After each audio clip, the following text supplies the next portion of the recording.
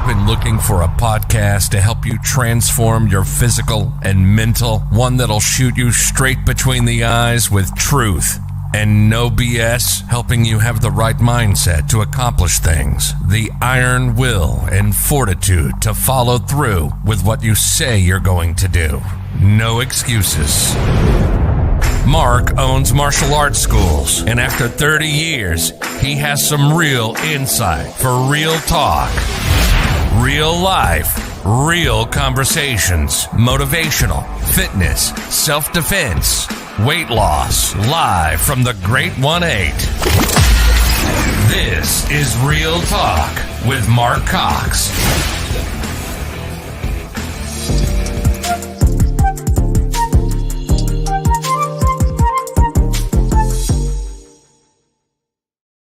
All right, we're live. Good morning there, Kadin. How are you this morning? I'm doing very well. Thanks for having me, Mark. Yes, I think we got to meet each other. Where did we meet each other? Was it at? And where did we meet each other? Did we meet each other face to face at an event? Is that where we were? Were you in Maryland? I don't think so. I might have been to Maryland, the airport for a few trips, but I don't think we met. Yeah, I don't know how we came apart or how we got to get on each other. Maybe we're on the same call at something one time, but it was very intriguing to have you come on, Kate. I'm going to go ahead and let you introduce yourself and kind of what we're going to talk about your bio, about how you bring what you're trying to do with it. So go ahead and introduce yourself and let everybody know who you are, sir. Yeah, absolutely. Of course, as y'all know, I'm Kadin McElwain. I'm an autistic college student, writer, and activist, pretty much on one mission. That's to bring autism to mainstream attention and to help people be more aware about it, because I think it's a cause not taken seriously enough in today's society. It's come to my attention recently that there was a bill passed in the White House that helps people with autism, but I think there's an awful long way to go, so I'm working to bring that to mainstream attention. During my life, my capabilities were questioned because I had autism by various people, including family members, quite frankly, but thanks to a very supportive set of parents and a strong work ethic on my end, I was able to prove those people wrong. I think that's so awesome that you're advocating out there, because I see it all the time. We have, there's. Well, why don't you talk? Have the different spectrum. Let's talk understanding what we're talking about, and how did it affect you in school when you were in lower grades, and how it's affecting you in college. Let's talk about that. Well, I'm on the higher end of the autism spectrum, which means I'm incredibly intelligent. I do well academically, and I'm capable of all the normal, acceptable adult tasks like hygiene, going to work, which I just got done with at the time of this recording. Before this behind me is where I work today. And in a little bit, I got a job at a workshop doing blue collar stuff in a bit. That kind of thing. And I just need help mainly with the social stuff, like making friends, making connections with people, that kind of thing. But for those on the lower end of the spectrum, they can't walk, can't talk, are incapable of living normal lives and doing normal adult tasks, and they unfortunately end up having to be taken care of for the rest of their lives, which I feel horrible for. And I consider myself lucky because I had a supportive set of parents and I had amazing resources that were able to help me out in school. Because elementary school, that was fine. I was actually pretty popular and people respected me because back then they didn't see differences. They didn't see autism. They didn't see any of that. But high school and middle school were nightmares for me, full of bullying and teasing and discrimination as well, quite frankly. In middle school, my IEP was actually cut off without my parents' knowledge or consent because the school couldn't tell I was on the autism spectrum because my grades were good. But the thing is, they should have known that just because your grades good doesn't mean you don't have something going on socially. So I still hold a grudge against them for that. And my parents weren't going to tolerate that. So they wrote to every single autism organization in Tennessee, which was where the middle school was at. And they even threw in a state senator because they knew what I was capable of. And those resources were going to help me gain success in this adult world. And they still do. In college, it doesn't affect me as much. I still do well academically, but not socializing and having issues with the social stuff is actually beneficial in college because a lot of the students there are unfortunately into frat parties and drinking, drugs, and that kind of thing. And that's not me. That truly isn't. I'm a guy who believes the number one focus in school should be academics, no exceptions. You shouldn't waste your parents' hundreds of thousands of dollars or your own hundreds of thousands of dollars of student loan debt to go out and party. Yeah, well, you're 100% correct on that. I'm sure every parent here will agree with what you're saying there. So you talk about being kind of socially awkward. Is where if on that spectrum, and find that because of intelligence, because we see this quite often, even here at the studio, when we are working with some of the kids that are on the spectrum a little bit, some of them are very, very smart, and they just have a little bit of an issue with how to talk to people or how to be in a group. And do you feel that that's something that is learned? Have you gotten better over time? Why don't you give an education on that, on how that looks? Yeah, I think I've gotten better at the social stuff somewhat. Of course, I've done a lot of podcast interviews and media appearances this year, so I think that was a major part of helping it to improve my social stuff. Because while my interview skills could still use a little bit of work, and ironically, I got to go into a field, PR to be exact, where you talk with people a lot. I think they've gotten better over time, thanks to the practice I've been receiving this year with all the advocacy work, all the interviews I'm doing, and that kind of thing. But so do you have, how old are you now? I'm about to be 20 next Tuesday, sir. So you're about 20. You're going to be 20 coming up, and still in college now. Is that correct? And working? Yeah, I'm off for the summer, but in August 11th to be exact, that's when I start my junior year.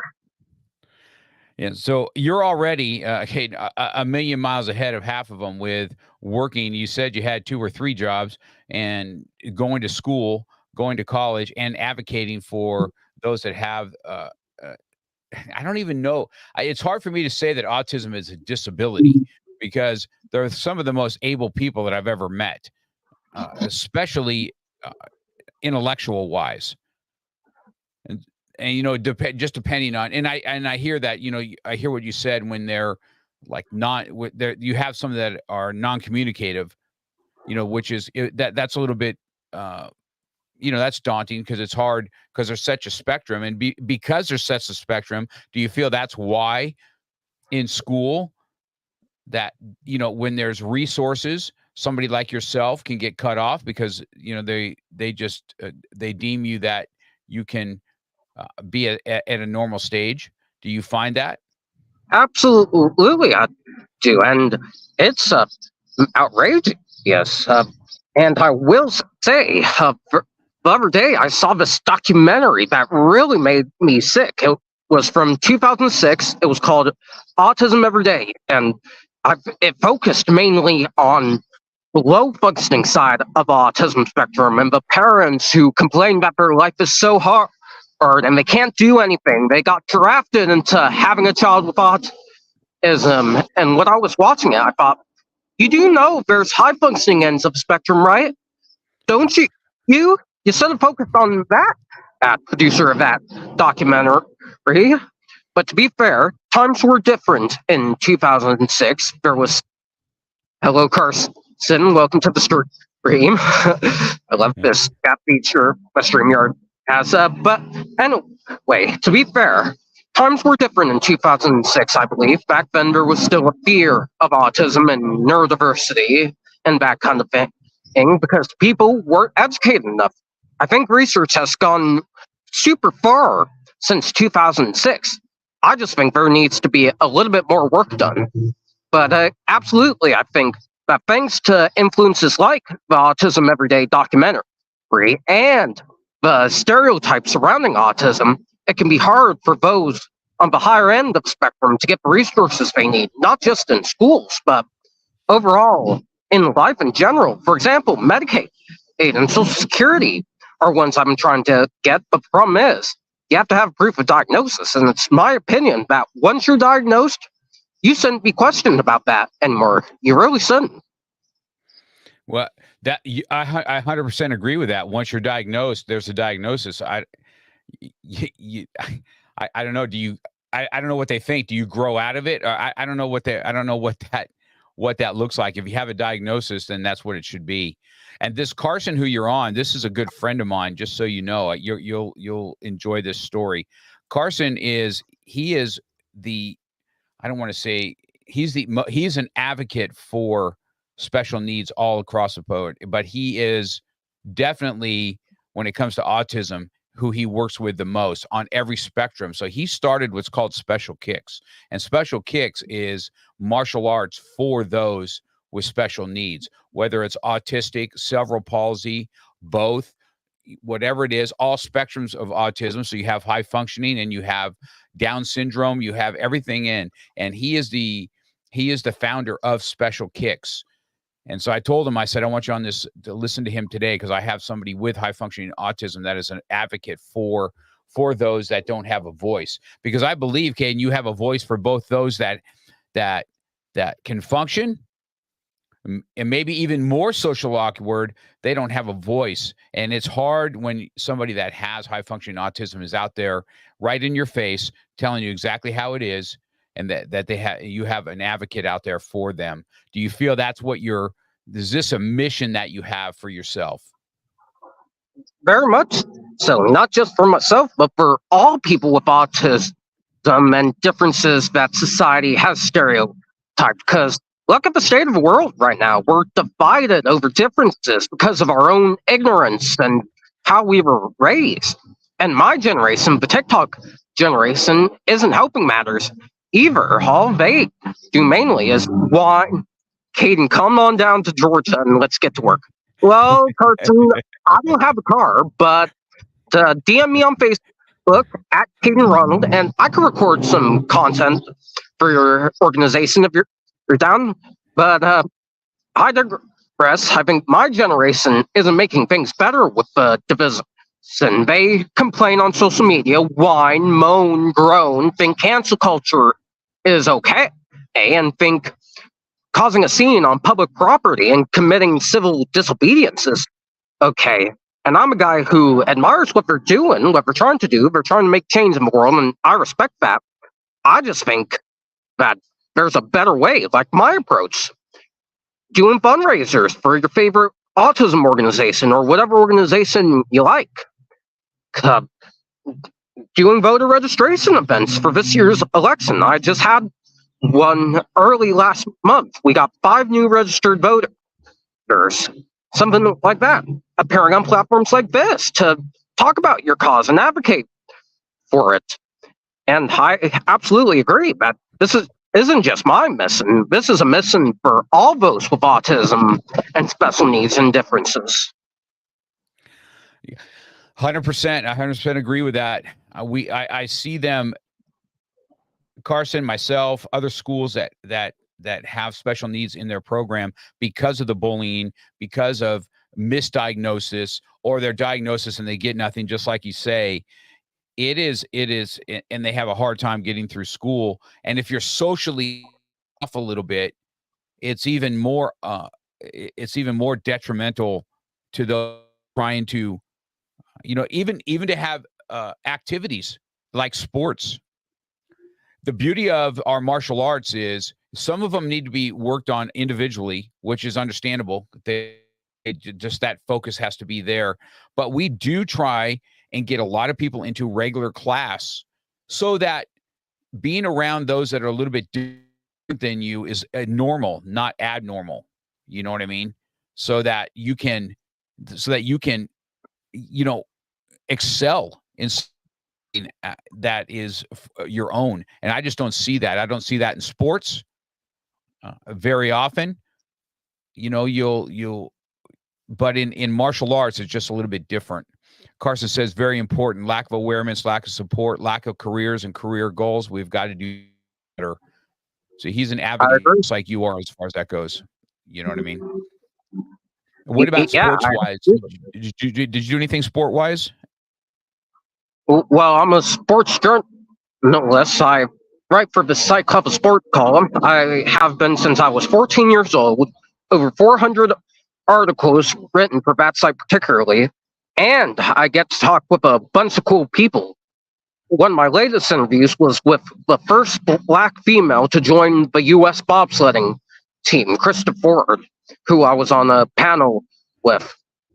So that was definitely an honor. But in high school, I did cross country running, and during my time there, we ended up winning 2 state championships. Mm-hmm. Do you find that people are on the spectrum that they are ostracized a little bit more when it comes to sports? Did you see that going through school yourself? People in school that with autism that tried to rally with you so they had a voice or somebody to be with. Did you find that happening? Yeah, one incident particularly having to do with me, where I was told that there was a rumor going around the cross-country team that I was actually faking my autism. Like I said, I could verbalize beautifully. I was a good runner. I could have used a little bit of work because I wasn't winning races or being the next Usain Bolt, but I was still pretty good, pretty talented. I had some potential, and I actually helped rally them for a class project I was doing with a class where we made boxes of gifts and like to kids struggling around the world, and they must thought, okay, he doesn't have autism. Autism is defined as low functioning, and you can't do anything. He's doing good, so he must be faking for attention. I mean, they didn't tell me that to my face, but I heard it from a close friend. So I was like, oh, how dare you, Rob? But I think there is some toxicity in high school sports, not just with people with autism, but with certain people who don't perform well and think that their accomplishments are defined by the trophies that are in their case or how well they do on the track. And I find that just as absurd as discrimination against autism, because I'm a guy who thinks people should put aside their differences, realize we're all the same, and work together towards a common goal, which is peace, love, and positivity in the world. That is so awesome, Kadin. Yeah, your demeanor alone, what people can learn from, staggering. You're going to make an impact for sure. I couldn't be more honored to have you on the show to showcase this. And I believe Carson being on here also, the advocate that you are, I think we will reach out to you and help us as a spokesperson in this Special Kicks in what that looks like and how to be an advocate for something like that. I would. Have you ever done martial arts yourself? Have you ever looked into it? As a matter of fact, I have. I was 8 years old back then. This is a funny story, an exclusive for your show. First time I'm ever telling this. I did martial arts briefly, Taekwondo to be exact. This was when I lived in New York. I went as far as to get a yellow belt, but me being the 8-year-old I was, I complained about how much work it was, how much I despised it, how I wanted to quit. And they made it into an art class for me where I drew pictures and colored and basically wasted away my parents' $40 a lesson. And looking back at it now, it's really funny. But my parents were mad at me because they pretty much paid $40 for an art lesson. So the instructor tried to keep you in as far as doing art in class, is what you're saying. Yeah. That's well, good on him. He's probably trying to see if you would latch on at some point, but that is a great story. I think that I've seen this. Tell me about how the interaction, bullying and stuff, middle school, high school. Absolutely. I get that. Right. I understand that, but I'll lay you this. If you were bullied, I'm sure you had a circle of friends that were the same thing, whether they had autism or not. Sometimes autism isn't the only thing that you get bullied for. You'll get bullied for you get bullied because you suck at sports. It doesn't really matter. It's just such an overwhelming place to get hammered all the time. What was it like well, you said in college it was a little bit better for you because a lot of people like to party. Do you find that prevalent, any bullying in college or into the adult world where you're starting to work? How does the adult world these days fare to you? There's still some minor bullying and some rivalries I have, particularly with one guy named Harry Ross Hughes, who I used to go to school with. We used to be friends, but he built up an ego just because he became a cross-country star with the team. I called him out on it, and he pretty much cussed me out, so that friendship was dissolved.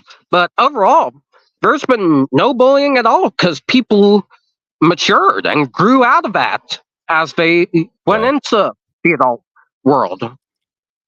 There's still some immaturity with partying, like I said, but overall, I think a lot of people in college have grown up and stopped seeing differences and chose kindness and respect, which I find amazing.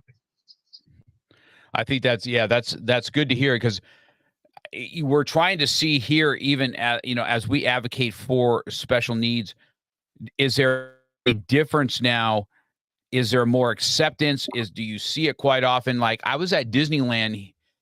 You could definitely, I was talking to, when we were at Disneyland a couple of weeks ago when we were walking, and I said, it's amazing how many special needs are here now.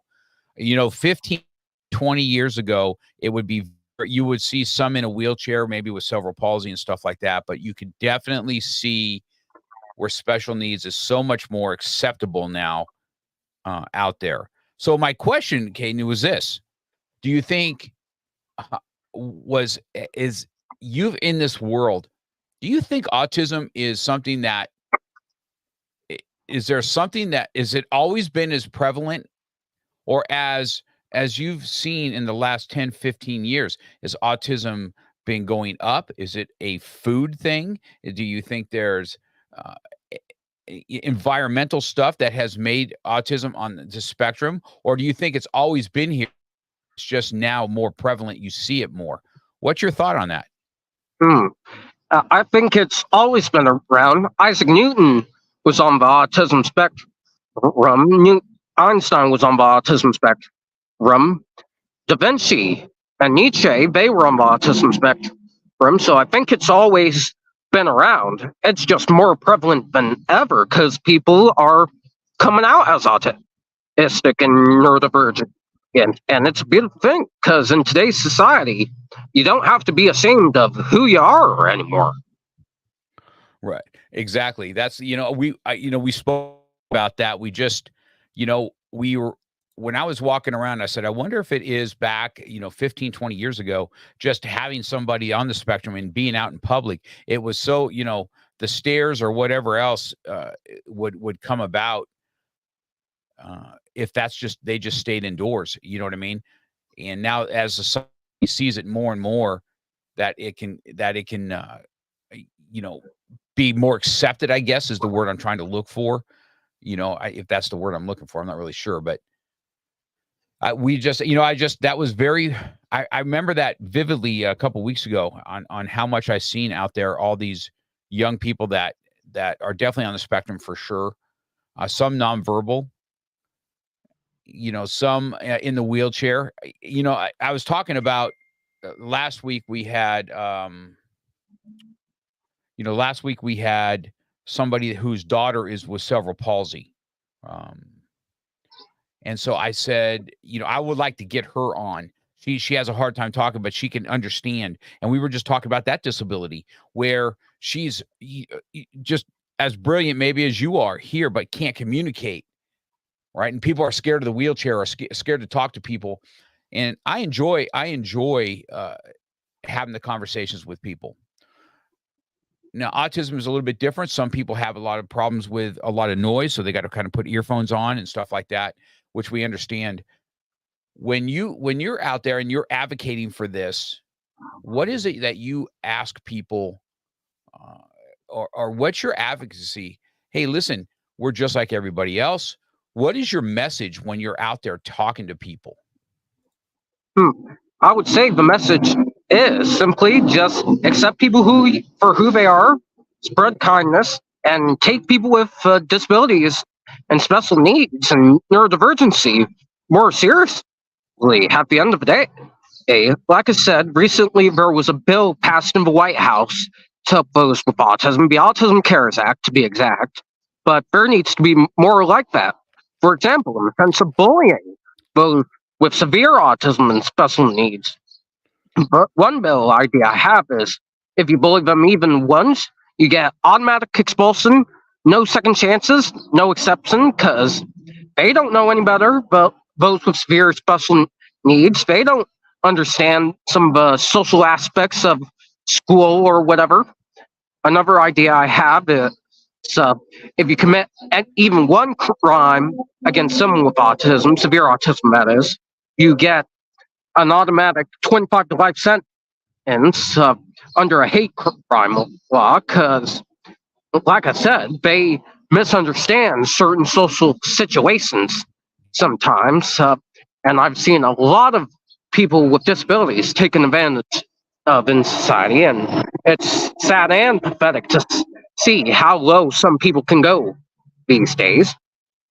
But overall, my message is be kind to people and accept people for who they are. So do you have any organization that you started yourself yet or not yet? Mainly independent. I advocate mainly around my community and on these platforms, but eventually I would like to start an organization to lobby for some of those laws to be passed in this country and beyond. And eventually, once I've had some notoriety, have my foot on, have a successful career in political or music PR, I want to run for political office because I think there needs to be more neurodivergent minds in the White House or some form of political office. It would just teach people to unite under a common cause. Yes, absolutely. So listening to your story and listening to how you speak and what you do, Kadin, I mean, have you got to get in front of a group of people yet and had your message? Have you been on a stage anywhere and done this message yet? I have actually, mainly around Ohio. I've spoken to political officials in front of some people about autism when I was first starting out in Lake County. But at some point this year, in April, I accepted the proclamation for Autism Awareness Month in Portage County in Kent.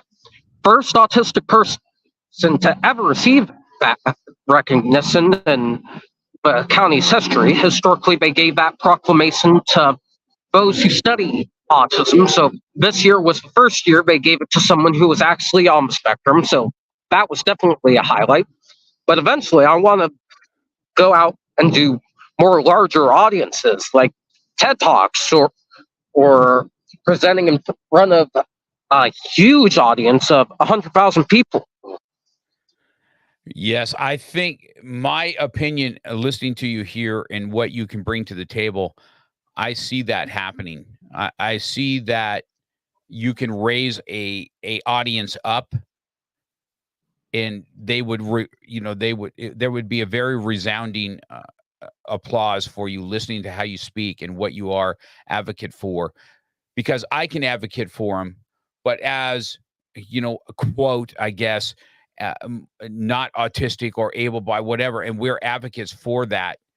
Having somebody that has it, understands it, lives it, every day, has such a better voice for what people, so because your stories will come out a little bit different because you've lived that. Right. Same with me. Bullying was something that turned me into what I am today. I'm kind of a, this protector. I've got martial arts schools. It's what I do. It's what I enjoy. But from the bullying is what did this to me also, and made me more of, kind of that protector. And this is why I advocate for special needs so much, because I cannot stand when they are bullied, and I cannot stand when they cannot stand up for themselves. It just frustrates me to no end. And so this is why that special kicks is so important to it. So I get where you're at, but I really feel that you can get on stage. I feel that your message needs to be heard. I think that your cause is needed. I've talked to a lot of autistic people, but never to the point where you're out there advocating for them. They have a voice, and I just don't hear a lot with a voice. Is there anybody else out there in your influence, circle of influence, that are like you, out there advocating also? What's that look like? There's one huge influence that I have. This guy named Sam Mitchell, who's around my age, a little bit older though. He's done a lot of stuff for the autism community. He has a podcast called Autism Rocks and Rolls. He made it into an organization. He's talked with people like Temple Grandin, Mick Foley, a lot of celebrities in the autism community. He's done a TED Talk. He has a children's book coming out this year. He's been a really big influence of mine on this autism advocacy journey, if you will. That I see you doing that same. I see you doing that same thing. Have you been on his show yet? I've been on his mom's show, and I'm gonna record an episode with him on Wednesday. That's awesome. I'm gonna go back there. What's the name of his? Is it called Autism Rock and Roll? You said Autism Rocks and Rolls. I'm gonna put that out. We're going to put that out for him, so people on the chat or people listening to this can go in there and there you go. Let's see, Autism Rocks and Rolls podcast. All right, I put that in the chat so people can go out there. If you guys are listening, because I'll have this right now. We're live in video, but this will be an audio recording also. And so those that are listening, if you guys want to go to podcast, and look up Autism Rock Rolls podcast, we'll go out there and start supporting that also. So now you got your junior. What exactly are you studying in school? What are you working on? I'm studying public relations currently, and at some point during the academic career, when you're studying that, you have to have an internship to graduate. So I'm in touch with Autism Speaks right now. As controversial as they are, I've noticed that they have changed with the times and focus more on the benefits of autism now. And for that, I give them props. So in a way, everything kind of goes full circle, because when it's needed, there are resources to help me out. So now I'm hoping to help them out. They said they might have something in the spring semester of my junior year for me, internship-wise. So internship. So what your internship working there? Where is it in school? As far as public relations, is this what you're trying to take your message out? Are you going to try and have a business with this or an organization? At first, my ultimate goal was to work in the music or politics industry, degree so I can somewhat have a career in the things I like. But now, the more I think about it, the more I think some autism organization would be a better fit because that's what I know. That's what I've dealt with for 19 years, going on 20 in a week. So that's a no-brainer for me. Right. Yes, understood. Now you said music. Tell me about the music. What is it? Do you play instruments? What are you studying music wise?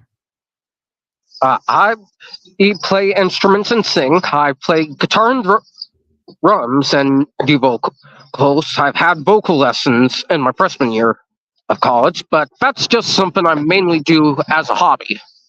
That's something you enjoy. You have fun. So you and drums. You how do you do with your drum playing? I do really well with that. I don't need headphones. I don't have those sound sensitivities, so the drums are perfect for me. Yes, that's good. I find that I find that something else that I see in our spectrum when they come in. A lot of them that are kind of having a hard time focusing and stuff. They do like to play drums, and I don't know. It's something they do really well.